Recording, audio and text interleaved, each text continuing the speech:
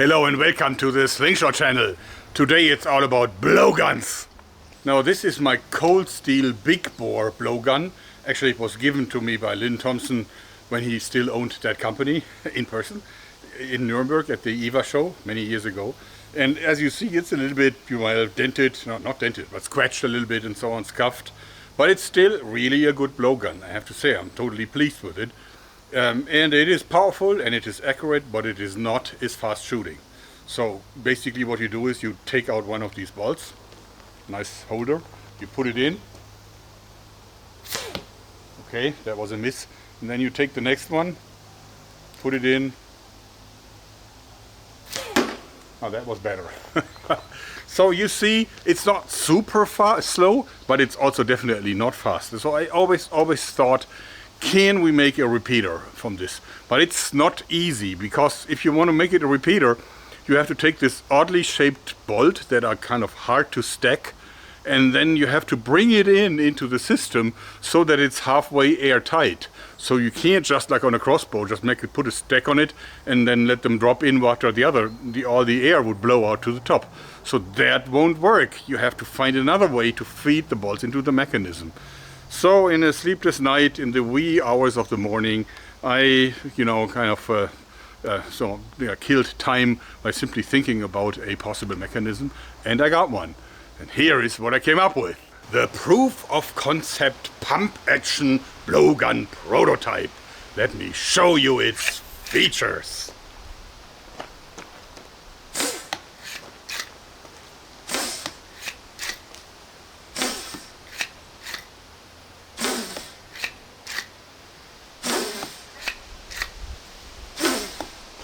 Six shots, like that. I love it, don't you too? Actually, this is really still a proof of concept thing. This means the barrel length is really small, and also the whole device is just not finished well.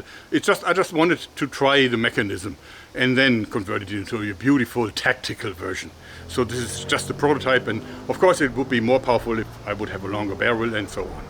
And actually you feed the things here in the magazine just like that, and it's gravity fed. There is no need for a spring or something. Fewer parts means higher reliability. You simply feed them in like that, and it fits 6 bolts. So you can see that. So it's really full. Now here is a steel tube that glides back and forth, and it's the only moving part of the whole mechanism. So this glides back, and then one of the bolts fall down. And now when I shift it back, the bolt is actually, I'm not sure if you can see this well, the bolt is shifted back and it drops into the slot. Now to seal it, this glides over the tube, sealing it on both ends. And now of course in a full production one there would be 2 O-rings that make it really airtight. Here it's not airtight, but it's okay for a prototype. And now I can shoot. And then the whole process repeats. So push it to the front. It drops down, it pushes it in, and it's closed, and I can shoot. And of course I can do this rather quickly without putting the entire gun down.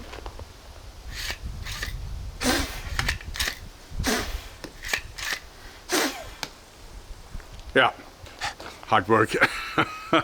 Now this is so much faster than a normal blowgun, don't you think?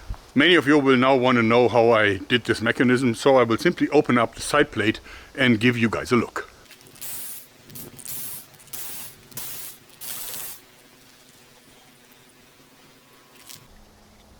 Ta-da! So there is 2 bolts right now in here, and the lowest one has the tip in a little groove that I cut into the barrel.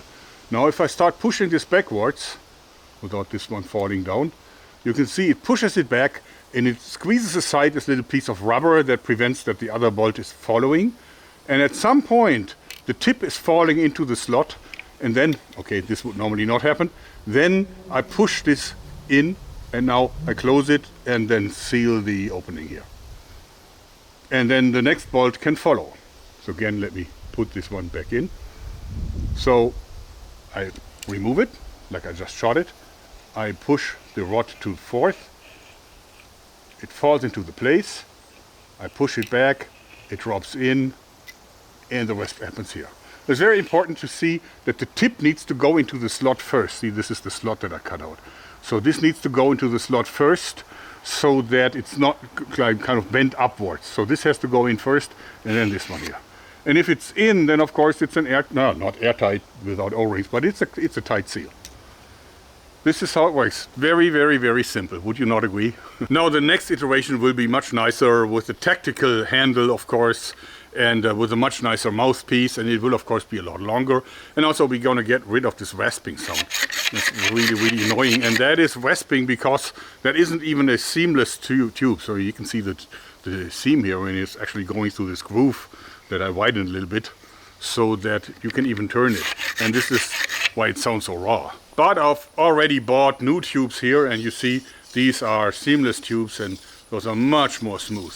So this will be a pleasure, and it will also be a lot more tight even without an O-ring. Not so sure if O-ring really is the right way to go, because an O-ring is not supposed to come free, and it has to come free here. But I think this is a seal that is so tight that I don't believe that an O-ring will be even necessary.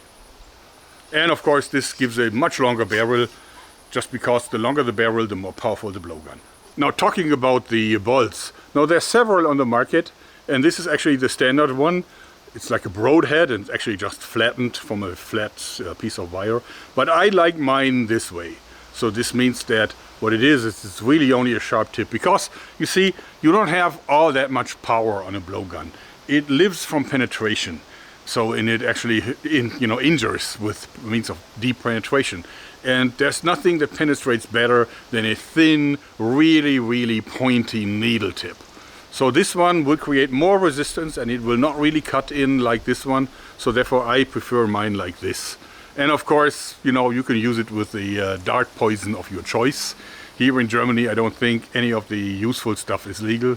So therefore, I leave this to your fantasy, what you can do if you have the right poison.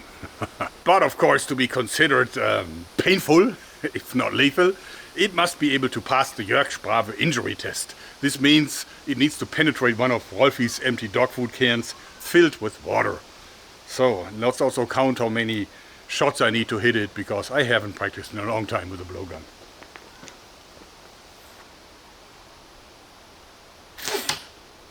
Okay.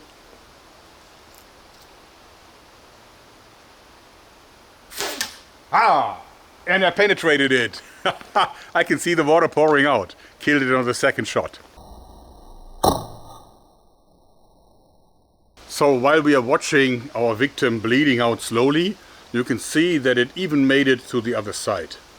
So this actually penetrated both sides of the dog food can. That's pretty impressive. That's actually better than the weaker pistol crossbows do. And I think it's just because we're talking very, very thin, very, very pointy projectiles, since the energy is certainly lower on the blowgun than on the mini crossbow. Here it is, right here.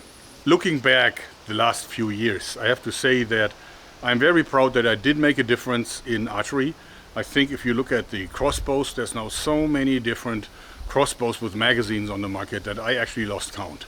There's so many commercial models competing with each other, which is wonderful. There's a lot of even more 3D models, one better than the other. There's so many of them, double stacked with over 20 shots sometimes. So I'm really happy that I made a difference. Also for archery, I mean, there's now 2 mass manufactured production models of my instant Legolas, and of course there's tons of do-it-yourself projects and even 3D printing projects. So I think I did make a difference, and I think it is ongoing.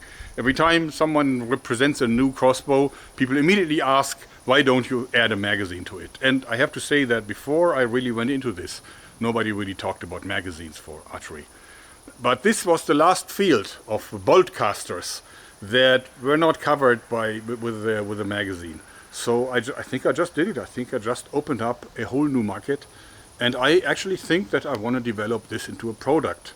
And this time it's not so much for home defense and so on, although I guess it could be better than nothing, but be careful. You could also potentially make the attacker very, very angry, like putting a few bolts into his chest. But in any case, but it is absolutely fun. And after this is finished, like fully outfitted with a lamp and a laser and everything that's normally illegal in Germany, but for a blowgun it is not, with tactical handles and all kinds of reserve ammunition and so on, I think that could be an awesome product. And it won't be very expensive because it's so simple. from how it's manufactured, just with only one moving part and the rest really straightforward. So would you want one? Let me know in the comments. Until then, I'll do some more shooting. Thanks and bye bye. Can't stop, would you? Oh, it did a little dance for me. Bye bye.